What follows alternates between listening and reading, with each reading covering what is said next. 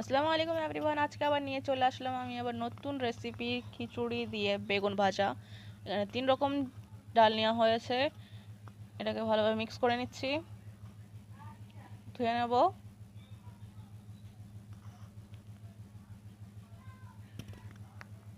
এখানে চাল ডাল মিক্স করে তার মধ্যে একটা আলু কেটে দেওয়া হয়েছে। দেখেন, আপনাদের দেখিয়ে দিচ্ছি, মিক্স করা হয়ে গেছে। এখানে আমি গ্যাসের উপর চড়িয়েও দিয়েছি। এখানে যতক্ষণ খিচুড়িটা রেডি হোক, আমি এখানে আপনাদের বেগুন ভাজার জন্য দেখিয়ে দেবো। বেগুনটা এইভাবে কেটে নিয়েছি, নুন হলুদ আর ঝালের গুঁড়ো মিক্স করে দিয়েছি। ওখানে একটু মাখিয়ে নেবো ভালোভাবে, এবং আমি ভেজেও নিচ্ছি, সেটা স্কিপ হয়ে গেছে, আপনাদের দেখানো হয়নি। এখানে আমার খিচুড়ি হাফ রেডি। তার মধ্যে আমি দিয়ে দিচ্ছি শুকনো ঝাল, কাঁচা পাকা ঝাল, কাঁচা ঝাল এটা, স্বাদ মতো নুন দিয়ে দিচ্ছি। এখানে কিছু মশলা আমি গুলে নেব। রেগুলার যে মশলাগুলো আমি রান্না করার জন্য ইউজ করি সেগুলো দিয়ে দিচ্ছি। হালকা ঠান্ডা ঠান্ডা ওয়েদার, আর এই বৃষ্টির মধ্যে খিচুড়ি খেতে খুবই ভালো লাগে।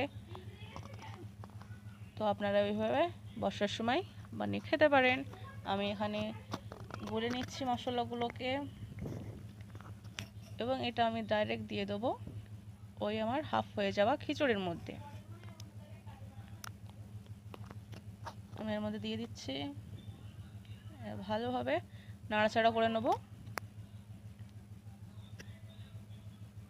এখানে আমি তড়কা দেওয়ার জন্য ভাতের ওপরে যেই মশলাটা দেবো, আদা গ্রেট করা ভেজে নিচ্ছি, তার উপরে দিয়ে দিলাম আমি কিছুটা পেঁয়াজ কুচি, আর তার মাঝখানে দিয়ে দিচ্ছি কিছুটা কোয়া রসুন। হালকা ভেজে নেবো, রসুনগুলো গালে পড়লে খুবই ভালো লাগে খেতে। আমার ভাজাটা হয়ে গেছে, আমি এবার খিচুড়ির ওপরে দিয়ে দিচ্ছি। আমার খিচুড়িটা এখানে পুরোপুরি রেডি, এবং নাড়াচাড়া করে নিচ্ছি। আমার খিচুড়ি পুরোটা রেডি। এই পর্যন্ত ভিডিওটা শেষ। আল্লাহ হাফিজ।